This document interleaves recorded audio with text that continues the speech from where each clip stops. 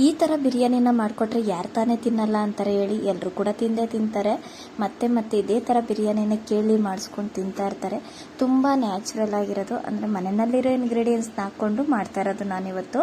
ಬಿರಿಯಾನಿ ಅಂತೂ ತುಂಬ ಚೆನ್ನಾಗಿತ್ತು, ಮಾತ್ರ ಟೇಸ್ಟ್ ಮಾತ್ರ ಸೂಪರ್ ಅಂತಲೇ ಹೇಳ್ಬೋದು. ಅಂದರೆ ಈ ಥರ ಮಾಡಿಕೊಟ್ರೆ ಮಾತ್ರ ಎಲ್ಲರೂ ಕೂಡ ಇಷ್ಟಪಟ್ಟು ತಿಂತಾರೆ ಮನೆಯಲ್ಲಿ. ಅಂದರೆ ತುಂಬ ಕೇಳಿ ಇದೇ ಥರ ಬಿರಿಯಾನಿನೇ ಮಾಡಿಸ್ಕೊಂಡು ತಿಂತಾರೆ. ತುಂಬ ನ್ಯಾಚುರಲ್ ಅಂತಲೇ ಹೇಳ್ಬೋದು. ಬನ್ನಿ ಇವಾಗ ಯಾವ ರೀತಿ ಮಾಡೋದು ಅಂತ ಹೇಳಿ ತಿಳಿಸ್ಕೊಡ್ತೀನಿ. ಇವಾಗ ನಾನು ಒಂದು ಪಾತ್ರೆಗೆ ಎಣ್ಣೆನ ಕಾಯಕ್ಕಿಟ್ಬಿಟ್ಟು ಒಗ್ಗರಣೆಗೆ ಎಷ್ಟು ಬೇಕು ಎಣ್ಣೆ ಇಟ್ಕೊಂಡಿದ್ದೀನಿ. ಅದಕ್ಕೆ ಈರುಳ್ಳಿ ಒಂದು 4 ಚಿಕ್ಕದಾದರೆ ಒಂದು 4 ಈರುಳ್ಳಿ, ದಪ್ಪದಾದರೆ ಒಂದು 3 ಈರುಳ್ಳಿನ ಹಾಕ್ಕೊಂಡು ಚೆನ್ನಾಗಿ ಫ್ರೈ ಮಾಡ್ಕೊಳ್ತೀನಿ. ನೋಡ್ತಾ ಇದ್ದೀರಲ್ಲ, ಹೀಗೆ ನಾನು ಸ್ವಲ್ಪ ಜಾಸ್ತಿನೇ ಕ್ವಾಂಟಿಟಿನಲ್ಲಿ ಮಾಡ್ಕೋತಾ ಇರೋದು. ನೋಡಿ ಈ ರೀತಿಯಾಗಿ. ಅಂದರೆ ಶುಂಠಿ ಬೆಳ್ಳುಳ್ಳಿ ಪೇಸ್ಟನ್ನು ಕೂಡ ನೋಡಿ ನ್ಯಾಚುರಲ್ ಮನೆಯಲ್ಲೇ ನಾನೇ ಫ್ರೆಶ್ ಹಾಕ್ಕೊಂಡಿದ್ದೀನಿ. ಟೇಸ್ಟ್ ಮಾತ್ರ ಸೂಪರ್, ನೆಕ್ಸ್ಟ್ ಲೆವೆಲ್ ಅಂತಲೇ ಹೇಳ್ಬೋದು. ಸೂಪರ್ ಆಗಿರುತ್ತೆ. ಯಾವುದೇ ಥರ ಫುಡ್ ಕಲರ್ ಆಗಿರ್ಬೋದು, ಹೊರಗಡೆದು ಮಸಾಲೆ ಆ ಥರ ಎಲ್ಲ ಏನೇನು ಕೂಡ ಹಾಕಿಲ್ಲ ನಾನು. ತುಂಬ ಮನೆಯಲ್ಲಿರೋದನ್ನೇ ಹಾಕೊಂಡು ಮಾಡಿದ್ದೀನಿ ಇಂಗ್ರೀಡಿಯೆಂಟ್ಸ್ನೆಲ್ಲ. ನೋಡಿ ಸ್ವಲ್ಪ ಅರಿಶಿನ ಪುಡಿನೂ ಕೂಡ ಹಾಕೊಳ್ತಾ ಇದ್ದೀನಿ. ಒಂದು ಅರ್ಧ ಸ್ಪೂನಷ್ಟು ಶುಂಠಿ ಬೆಳ್ಳುಳ್ಳಿ ಪೇಸ್ಟ್ಗೆ ಸ್ವಲ್ಪ ನೀರನ್ನ ಆ್ಯಡ್ ಮಾಡಿಕೊಂಡು ನಾನು ರುಬ್ಬಿದ್ದೆ, ಯಾಕಂದರೆ ನುಣ್ಣಗಾಗಲ್ಲ ಅಂತ ಹೇಳ್ಬಿಟ್ಟು. ನೋಡಿ ಈ ರೀತಿಯಾಗಿ ಮಾಡಿಕೊಂಡು ಇದೆಲ್ಲ ಹಸಿ ಸ್ಮೆಲ್ ಹೋಗೋ ತನಕ ಕೂಡ ನಾನು ಚೆನ್ನಾಗಿ ಫ್ರೈ ಮಾಡ್ಕೋತೀನಿ. ತುಂಬ ಅಂದರೆ ತುಂಬ ಕಡಿಮೆ ಸಮಯ, ಏನು ಜಾಸ್ತಿ ಟೈಮ್ ಕೂಡ ಹಿಡಿಯೋದಿಲ್ಲ, ಬೇಗ ಕೂಡ ಮಾಡ್ಕೊಳ್ಬೋದು. ಹಾಗೆ ಕೊನೆವರೆಗೂ ವಿಡಿಯೋ ನೋಡಿ, ನಿಮಗೆ ಗೊತ್ತಾಗುತ್ತೆ. ಯಾರು ಎಲ್ಲೂ ವಿಡಿಯೋ ಸ್ಕಿಪ್ ಮಾಡ್ದಿರ ನೋಡಿದ್ರೆ ಗೊತ್ತಾಗುತ್ತೆ ನಿಮಗೆ ಇಷ್ಟು ಈಸಿನಾ ಅಂತ ನೀವೇ ಅಂದ್ಕೊಳ್ತೀರ. ಅಷ್ಟು ಈಸಿ ಈ ಬಿರಿಯಾನಿ ಮಾಡೋದಂತೂ. ನೋಡಿ ಇವಾಗ ಈ ಥರ ಹಸಿ ಸ್ಮೆಲ್ ಹೋದ್ಮೇಲೆ ನಾವು ಇದಕ್ಕೆ ತೊಳೆದಿಟ್ಟಿರೋ ಚಿಕನ್ನ ಸೇರಿಸ್ಕೊಳ್ತಾ ಇದ್ದೀನಿ. ನಾನು ಸೇರಿಸ್ಕೊಳ್ತಾ ಇರೋದು ಚಿಕನ್ ಏನಪ್ಪ ಅಂತಂದರೆ ಒಂದು 2 kg ಚಿಕನ್ನ ಹಾಕೊಳ್ತಾ ಇದ್ದೀನಿ ನಾನು. ನೀವು ಜಾಸ್ತಿ ಕ್ವಾಂಟಿಟಿನಲ್ಲಿ ಮಾಡೋರು ಇನ್ನೂ ಎಕ್ಸ್ಟ್ರಾ ಮಾಡ್ತೀನಿ ಅನ್ನೋರು ಇನ್ನೊಂದು ಸ್ವಲ್ಪ ಎಕ್ಸ್ಟ್ರಾ ಆ್ಯಡ್ ಮಾಡ್ಕೊಳ್ಳಿ. ಇನ್ನೂ ಕಡಿಮೆ ಮಾಡ್ತೀವಿ ಅನ್ನೋರು ನೀವು ಇನ್ನೂ ಸ್ವಲ್ಪ ಆಯಿಲು ಮತ್ತು ಈ ಆನಿಯನ್ ಇದೆಲ್ಲ ಸ್ವಲ್ಪ ಕಡಿಮೆನೇ ಹಾಕ್ಕೊಂಡು ಮಾಡ್ಕೊಳ್ಬೋದು. ನೋಡಿ ನಾನು ಚಿಕನ್ನೆಲ್ಲ ಫುಲ್ಲು ಹಾಕ್ಬಿಟ್ಟು ಎಲ್ಲವನ್ನು ಕೂಡ ಚೆನ್ನಾಗಿ ಎಣ್ಣೆನಲ್ಲಿ ಫ್ರೈ ಮಾಡ್ತೀನಿ. ಎಣ್ಣೆನಲ್ಲಿ ಚೆನ್ನಾಗಿ ಎಣ್ಣೆ ಮತ್ತು ಶುಂಠಿ ಬೆಳ್ಳುಳ್ಳಿ ಪೇಸ್ಟ್, ಈರುಳ್ಳಿ ಇದೆಲ್ಲ ಹಾಕಿದೀವಲ್ಲ, ಇದ್ರ ಜೊತೆನಲ್ಲಿ ಚೆನ್ನಾಗಿ ಫ್ರೈ ಮಾಡಬೇಕು. ಅಂದರೆ ಒಬ್ಬೊಬ್ಬರು ಬಿರಿಯಾನಿನ ಒಂದೊಂದು ರೀತಿಯಾಗಿ ಮಾಡ್ತಾರೆ. ನಾನು ಈ ರೀತಿಯಾಗಿ ಮಾಡ್ಕೊಡ್ತೀನಿ ನಮ್ಮ ಮನೆಯಲ್ಲಿ ಮಕ್ಕಳಿಗೆಲ್ಲ. ಎಲ್ರಿಗೂ ತುಂಬಾ ಇಷ್ಟ ಈ ಥರ ಬಿರಿಯಾನಿ ಮಾಡ್ಕೊಡೋದಂತೂ. ನಾನು ಯಾವಾಗೂ ಇದೇ ಬಿರಿಯಾನಿನೇ ಮಾಡ್ತೀನಿ. ಒಂದೊಂದ್ಸಲ ಅಷ್ಟೇ ಬೇರೆ ಚೇಂಜಸ್ ಮಾಡೋದು, ನಾನು ಇದೇ ಥರ ಬಿರಿಯಾನಿನೇ ಮಾಡ್ಕೊಳ್ತೀನಿ. ನೋಡಿ ಇವಾಗ ಇದಕ್ಕೆ ರುಚಿಗೆ ತಕ್ಕಷ್ಟು ಉಪ್ಪನ್ನು ಕೂಡ ಹಾಕಿದ್ದಾಗಿದೆ. ಅದಾದಮೇಲೆ ನಾನು ಇದು ರುಬ್ಬದಂತೂ ಏನಂತ ಏನಿಲ್ಲ, ಶುಂಠಿ ಬೆಳ್ಳುಳ್ಳಿ ಪೇಸ್ಟ್ ಮತ್ತು ಇನ್ನೊಂದು ಪೌಡರ್ ಮಾಡಿಕೊಡ್ರೆ ಅಷ್ಟೇ ಸಾಕು. ಇದು ಪಾಲಕ್ ಸೊಪ್ಪು ಮತ್ತು ನಾನು ಇದಕ್ಕೆ ಮೆಂತ್ಯ ಸೊಪ್ಪುಗಳನ್ನ ಆ್ಯಡ್ ಮಾಡ್ಕೊಳ್ತೀನಿ. ಇವಾಗ ಪುದೀನ ಸೊಪ್ಪು, ಸ್ವಲ್ಪ ಕೊತ್ತಂಬರಿ ಸೊಪ್ಪು ಇದ್ರೆ ಇನ್ನೂ ಜಾಸ್ತಿನೇ ಹಾಕ್ಕೊಳ್ಬೋದು, ಎಷ್ಟು ಬೇಕಾದ್ರೂ ಹಾಕ್ಕೊಳ್ಬೋದು. ನೋಡಿ ಇದೆಲ್ಲ ಸೊಪ್ಪುಗಳನ್ನ ಹಾಕ್ಬಿಟ್ಟು ಮಾಡಿಕೊಟ್ರೆ ಅಂದರೆ ಫ್ಲೇವರ್ ಎಲ್ಲ ಚೆನ್ನಾಗಿ ಬಿಟ್ಕೊಂಡಿರುತ್ತೆ. ಸಖತ್ತಾಗಿರುತ್ತೆ ಬಿರಿಯಾನಿ ಅಂತೂ. ಸೂಪರ್ ಬಿರಿಯಾನಿ ಅಂತಲೇ ಹೇಳ್ಬೋದು. ನಾನು ಈ ರೀತಿಯಾಗಿ ಮಾಡ್ತೀನಿ. ಕೆಲವೊಬ್ಬೊಬ್ಬರು ಎಷ್ಟೊಂದು ಜನನೂ ಕೂಡ ಎಲ್ಲರೂ ಕೂಡ ಒಂದೊಂದು ರೀತಿಯಾಗಿ ಒಂದೊಂದು ಥರ ಬಿರಿಯಾನಿಗಳನ್ನ ಮಾಡ್ತಾರೆ.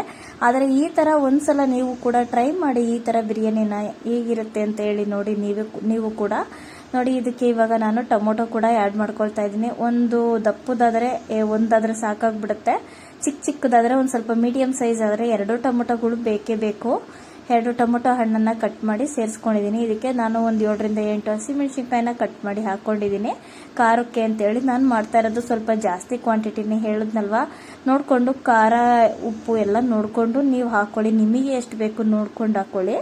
ನಾನು ಕರೆಕ್ಟಾಗಿದೆ, ನಮಗಂತೂ ಮೀಡಿಯಮ್ ಆಗಿದೆ ಹಾಕ್ಕೊಂಡಿದ್ದೀನಿ.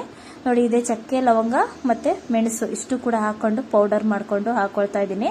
ಇದೇ ಮೇಯ್ನ್ ಇದಕ್ಕೆ ಪೌಡರು, ಮಸಾಲ ಟೇಸ್ಟ್ ಅಂತಲೇ ಹೇಳ್ಬೋದು. ಮನೆಯಲ್ಲಿ ಮಾಡಿರುವಂಥ ಧನಿಯಾ ಪೌಡರ್ನ ಕೂಡ ಹಾಕ್ಕೊಳ್ತಾ ಇದ್ದೀನಿ. ಇಷ್ಟೇ ಇದಕ್ಕೆ. ಅಂದರೆ ನೀವು ರುಬ್ಬೋದನ್ನ ಇನ್ನೇನು ಇಲ್ಲ, ಶುಂಠಿ ಬೆಳ್ಳುಳ್ಳಿ ಪೇಸ್ಟು, ಈ ಚಕ್ಕೆ ಲವಂಗ ಮೆಣಸು ಪೌಡರ್ನ ಮಾಡ್ಕೊಳ್ತೀವಲ್ಲ ಇಷ್ಟೇ. ಇದಕ್ಕೆ ಯಾವುದೇ ಥರದ ಮಸಾಲನ್ನು ಕೂಡ ರುಬ್ಬೋ ಹಾಗೆ ಇಲ್ಲ.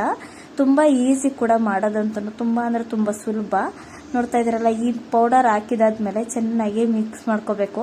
ನಾನು ಈ ರೀತಿ ಎಲ್ಲ ಮಾಡ್ಕೊಳ್ಳೋವಾಗ್ಲೇ ನಾನು ಫಸ್ಟ್ ಏನು ಮಾಡ್ತೀನಿ ಅಂತಂದರೆ, ನಾನು ಯಾವುದೇ ಅಡುಗೆಗಳನ್ನ ಮಾಡ್ತಾ ಇರಲಿ ಬಿಸಿ ನೀರನ್ನ ಹಾಕ್ಕೊಳ್ತೀನಿ ಅಡುಗೆ ಅವಾಗೆ ಟೇಸ್ಟ್ ಅಂತೂ ಚೆನ್ನಾಗಿ ಬರುತ್ತೆ. ತಣ್ಣೀರು ಹಾಕೋದ್ರಿಂದ ಏನಂತ ಇದು ಬರಲ್ಲ. ಹಾಗಾಗಿ ನಾನು ಫಸ್ಟೇ ಒಂದು ಕಡೆ ಅಕ್ಕಿ ಎಷ್ಟು ಹಾಕ್ತೀವಿ ಅಂತ ಗೊತ್ತಲ್ವಾ, ಅಷ್ಟರಲ್ಲಿ ನಾನು ನೀರನ್ನ ಕಾಯಕ್ಕೆ ಇಟ್ಕೊಂಡ್ಬಿಟ್ಟು ಅಷ್ಟು ನೀರನ್ನ ಹಾಕ್ಕೊಂಡ್ಬಿಡ್ತೀನಿ, ಹಂಗೆ ಬಿಸಿ ನೀರನ್ನ.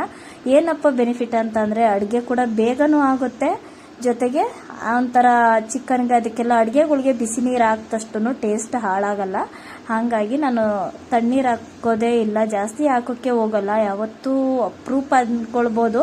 ನಾನು ಬಿಸಿ ನೀರನ್ನೇ ಫಸ್ಟೇ ಇಲ್ಲ ಅಡುಗೆ ಮಾಡೋವಾಗೇ ಫಸ್ಟೇ ಬಿಸಿ ನೀರನ್ನ ಕಾಯಕ್ಕೆ ಇಟ್ಕೊಂಡ್ಬಿಡ್ತೀನಿ. ನೋಡಿ ಇವಾಗ ಕುದಿ ಬರ್ತಾ ಇದೆ. ಅಷ್ಟರಲ್ಲಿ ಅಕ್ಕಿನೂ ಕೂಡ ತೊಳೆದು ಇಟ್ಕೊಂಡಿದ್ದೆ, ಅಕ್ಕಿ ಕೂಡ ಸೇರಿಸ್ಕೊತಾ ಇದ್ದೀನಿ.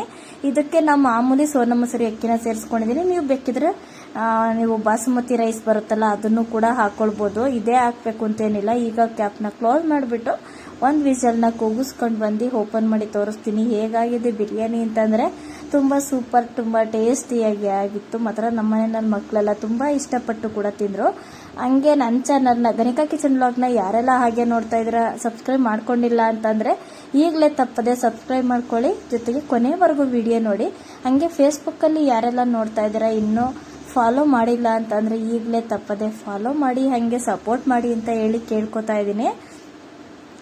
ನೋಡ್ತಾ ಇದ್ರಲ್ಲ ಬಿರಿಯಾನಿ ಹೇಗೆ ಆಯಿತು ಅಂತ ಹೇಳಿ, ತುಂಬ ಚೆನ್ನಾಗಾಗಿತ್ತು. ಇನ್ನು ನೀವು ಇದೇ ಬಿರಿಯಾನಿಗೆ ನೀವು ಬೇಕಿದ್ರೆ ಇನ್ನು ನೀವು ಏನಪ್ಪ ಅಂದರೆ ಬಾಸುಮತಿ ರೈಸು, ಜೀರಾ ರೈಸು, ಈ ಥರ ಇದೆಲ್ಲ ರೈಸ್ಗಳ್ನು ಕೂಡ ಹಾಕ್ಕೊಂಡು ನೀವು ಮಾಡ್ಕೊಳ್ಬೋದು. ತುಂಬ ಅಂದರೆ ತುಂಬ ಸುಲಭ ಕೂಡ, ಈಸಿ ಕೂಡ.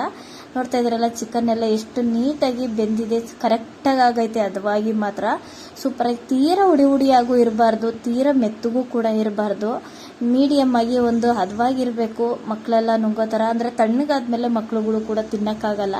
ನಾನು ಸ್ವಲ್ಪ ಜಾಸ್ತಿ ಕ್ವಾಂಟಿಟಿನಲ್ಲೇ ಮಾಡಿರೋದು. ನೋಡ್ತಾ ಇದ್ದೀರಲ್ವಾ, ಅಂದರೆ ಬೆಳಗ್ಗೆ ಮಧ್ಯಾಹ್ನ ಮಾಡಿದ್ರೆ ನಮ್ಮ ಮನೆಯಲ್ಲಿ ಮಕ್ಕಳು ಕೂಡ ಮಧ್ಯಾಹ್ನ ಮತ್ತು ನೈಟ್ಗೂ ಕೂಡ ಆಗುತ್ತೆ ಅಂತ ಹೇಳ್ಬಿಟ್ಟು ನಾನು ಸ್ವಲ್ಪ ಮೀಡಿಯಮ್ ಆಗಿ ಸ್ವಲ್ಪ ಜಾಸ್ತಿನೇ ಮಾಡಿದ್ದೀನಿ. ನೋಡ್ತಾ ಇದ್ರಲ್ಲ ಬಿರಿಯಾನಿ ಹೇಗಿದೆ ಅಂತ ಹೇಳಿ, ತುಂಬ ಚೆನ್ನಾಗಿತ್ತು. ಟೇಸ್ಟ್ ಮಾತ್ರ ಈಗ ಮಕ್ಕಳಿಗೆಲ್ಲ ತಟ್ಟೆಗೆ ಹಾಕಿ ಕೊಡ್ತಾ ಇದ್ದೀನಿ. ತುಂಬ ಚೆನ್ನಾಗಿತ್ತು ಅಂತೇಳಿ ಟೇಸ್ಟ್ ಮಾಡ್ತಾಯಿದ್ರು. ಎಲ್ರಿಗೂ ನಮಸ್ಕಾರ. ಮುಂದಿನ ವಿಡಿಯೋದಲ್ಲಿ ಸಿಗ್ತೀನಿ.